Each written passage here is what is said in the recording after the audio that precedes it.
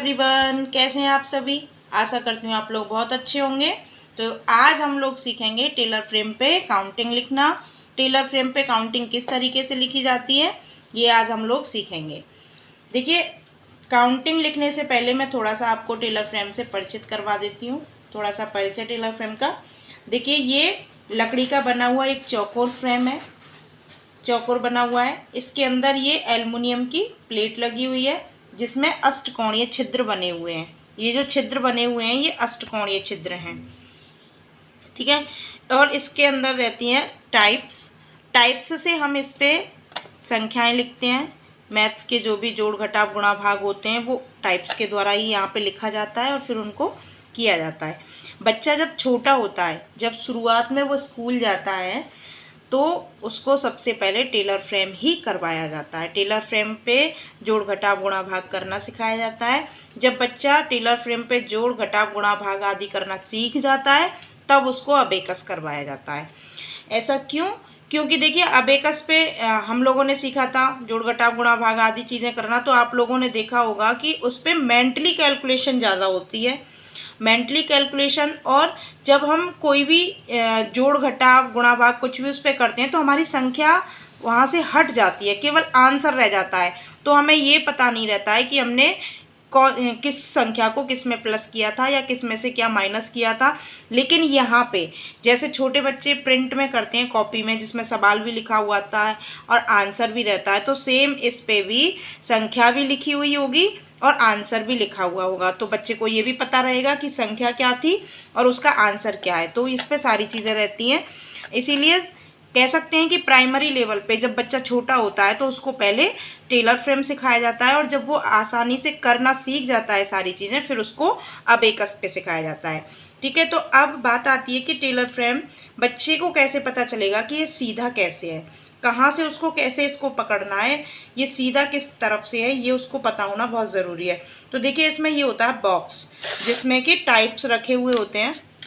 ये जिस तरफ खुलता है, यानी कि जहाँ ये खुलेगा वो सीधा साइड है। अब ये हमारी तरफ खुल रहा है, इसका मतलब मैंने मैंने टेलर फ्रेम को सीधा पकड़ा हुआ है। अपनी तरफ जब खुलता है इसका मतलब ये सीधा है। अब देखिए, इसमें है टाइप्स। ये जो टाइप हमारे दो तरीके के होते हैं, एक अंकगणित के होते हैं, एक बीजगणित के होते हैं।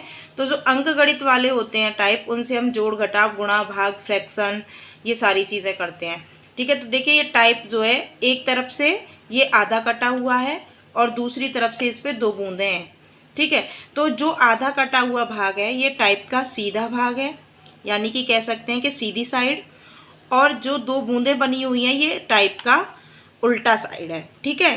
तो 1 से लेकर 8 तक, 1 से लेकर 8 तक जब हम काउंटिंग लिखते हैं तो हम टाइप का सीधा साइड यूज़ करते हैं जो कि आधा कटा हुआ है, ठीक है।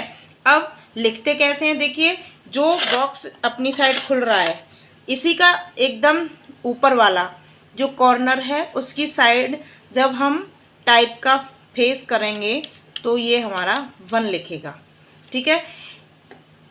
फर्स्ट कॉर्नर जहाँ से बॉक्स खुल रहा है उसके जस्ट ऊपर वाला कॉर्नर हमारा 1 रहेगा, ये हमारा 2 रहेगा, ये 3 रहेगा, ये 4, ये 5, ये 6, ये 7, ये 8, ठीक। टाइप का फेस कॉर्नर की तरफ फर्स्ट लिखा, इस तरफ रखेंगे तो 2 लिखा जाएगा,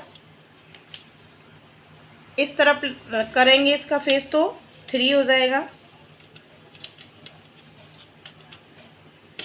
3, एकदम सीधा लिखेंगे तो 4,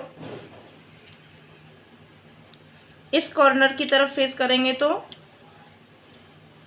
5, एकदम इधर सीधा करेंगे तो 6, इस कॉर्नर की तरफ फेस रहेगा तो 7, और एकदम सीधा रहेगा तो 8, ठीक है। देखिए, 1 2 3 4 5 6 7 8। टाइप का जो कटा हुआ भाग है उसका फेस इस कॉर्नर की तरफ है तो 1 लिखा है, इधर है तो 2 लिखा है, इस कॉर्नर की तरफ है तो 3 लिखा है, एकदम सीधा है तो 4 लिखा है, इस कॉर्नर पे है तो 5, इधर सीधा है तो 6, इस वाले कॉर्नर पे 7 और एकदम इधर ऊपर की साइड सीधा है तो 8। टेलर फ्रेम पे कहीं भी लिखें, अगर फेस इस साइड है तो 1 ही लिखा जाएगा। 1 ऐसा नहीं है कि इसी कॉर्नर पे हम लिखेंगे तो 1 लिखेगा, हम यहाँ भी अगर इस तरफ फेस करके लिखेंगे तो ये हमारा 1 ही लिखा जाएगा। देखिए ये 1 लिखा है, कहीं भी लिखें पूरे टेलर फ्रेम पे हम कहीं भी लिख सकते हैं, ये हमारा 1 लिखा है। फेस उसी डायरेक्शन में होना चाहिए। कहने का मतलब है कि टाइप्स का डायरेक्शन इधर इस कॉर्नर की साइड होगा तो वो 1 लिखा जाएगा। ठीक है, तो अब हम लोग चलिए 1 से लेकर 10 तक लिखते हैं और फिर मैं बताऊंगी कि 9 को हम कैसे लिखेंगे तथा 10 कैसे लिखेंगे। पहले हम लिखते हैं 1 1 2, थोड़ा सा टर्न करेंगे 3, एकदम सीधा 4, हल्का सा इधर टर्न करेंगे इस कॉर्नर की तरफ 5, इधर एकदम सीधा लिखेंगे 6, थोड़ा सा इस कॉर्नर की तरफ टर्न करेंगे 7, एकदम सीधा ऊपर की साइड करेंगे 8। 1 से लेकर 8 तक हमारी काउंटिंग लिख चुकी है। अब हम लोग लिखेंगे 9। तो देखिए 9 लिखने के लिए हम टाइप को करेंगे उल्टा, उल्टी साइड जो मैंने आप लोगों को बताया था, जिस तरफ 2 बूंदें होती हैं वो टाइप का उल्टा साइड है। तो 9 लिखने के लिए हम टाइप को करेंगे उल्टा और जिस तरीके से हमने 1 लिखा था सेम वैसे ही उसी डायरेक्शन में इसका फेस करके हम लिखेंगे तो ये हमारा 9 लिखा जाएगा। ये लिख गया हमारा 9, उल्टा टाइप करके जैसे 1 लिखते हैं वैसे लिखा, 9 हो गया। अब हम लिखेंगे 10। तो देखिए 10 लिखने के लिए 10 होता है 1 और 0, तो 1 हम लिखेंगे जैसे 1 लिखते हैं। 0 के लिए फिर से हम टाइप को उल्टा करेंगे, टाइप को उल्टा जिस तरफ 2 बूंदें हैं, और जैसे हम 2 लिखते हैं ऐसे लिखेंगे तो हमारा 0 हो जाएगा। कहने का मतलब 1 का उल्टा 9 और 2 का उल्टा 0। ठीक है, 1 का उल्टा किया, जैसे 1 लिखते हैं वैसे टाइप को उल्टा करके लिखा तो हमारा 9 लिखा, और 2 का उल्टा हमने टाइप को उल्टा करके जैसे 2 लिखते हैं वैसे लिखा तो 0 हो गया, 1 0। अब देखिए 1 2 3 4 5 6 7 8, 1 का उल्टा 9 और 2 का उल्टा 0, 1 0 10। ठीक है, तो ये हमारी हो गई 1 से लेके 10 तक काउंटिंग। आशा करती हूँ आप लोगों को समझ में आ गया होगा। अगर नहीं समझ में आया हो तो वीडियो फिर से देखना और लिखने की कोशिश करना। अगर आप लिखने की कोशिश करेंगे तो मुझे लगता है आपको ज़रूर आ जाएगा, क्योंकि इतना कठिन भी नहीं है अगर आप लोग लिखोगे तो।